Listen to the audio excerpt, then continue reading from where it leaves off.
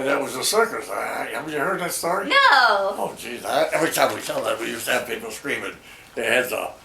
Grandma made a big deal saying, I have What a year was this? What Huh? year was this? Well, it was when we lived here, so it would probably be way back when the kids were in high school. Like what? Like when Eddie, when, Like 1960? it was before that. If well. Dad was born in 53. No, that's right. It could have been 1960. Yeah, that's right. It'll be in 1960. Right when you came back from Morocco. Yeah, that's Okay. right. That's right. That's right. And we stayed here for about 4 years. Well, she made a big deal about this, and she had a relative that was a bishop in Baltimore. And I said, "Whoa, boy! I don't know how they got a bishop out of that crowd." Anyhow, And that was her uncle. I'm not sure that was an uncle, but he was a relative, and he knew them. He Okay. knew the girls. Okay. And so Grandma made it a contact, and he was all excited about having this niece or relative or something, and his name was a very well-known Irish name. It's the same name as that guy he had that was Susie's brother, that lived in Quincy. And I said it was the electrician guy. Oh, okay. So he was some relative in that family name of Susie's, not Mullen, but another name, McIntyre or something like that. Right. But he was a bishop anyhow, and that was a big thing. Okay. So he found out, he talked with her and gabbed with her and found out where she lived and everything.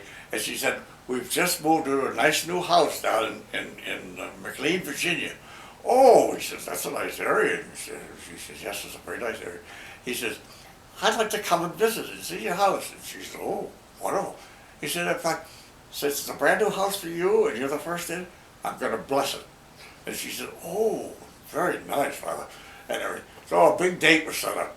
And he comes down with his assistant, and they come in, and he looks around the house and everything. The next thing you know is he gets the assistant with a bucket full of holy water, and he's got one of those things, the priests do with it. And he starts around and he starts throwing this holy water, but the bucket was an old bucket, it was rusty, and the holy water was like old bronze or brass, and brown stuff. She stayed her whole living room with us, and she kept, I thought she was going to go right down the grave, right in front of the bishop. And it killed her so she couldn't tell him, stop throwing dirty water at my wall.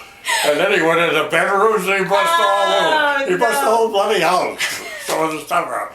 And then he sat around and had a drink or something like that, or something she fixed for her.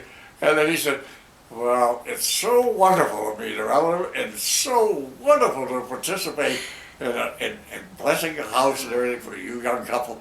You'll never have a problem in this house. Yeah, he was really right. But at the time, all Grandma thought was, you're going to break my back, scraping all this mud off my wall. She said, when he left, she said, goodbye. That's the end of my bishop role. That's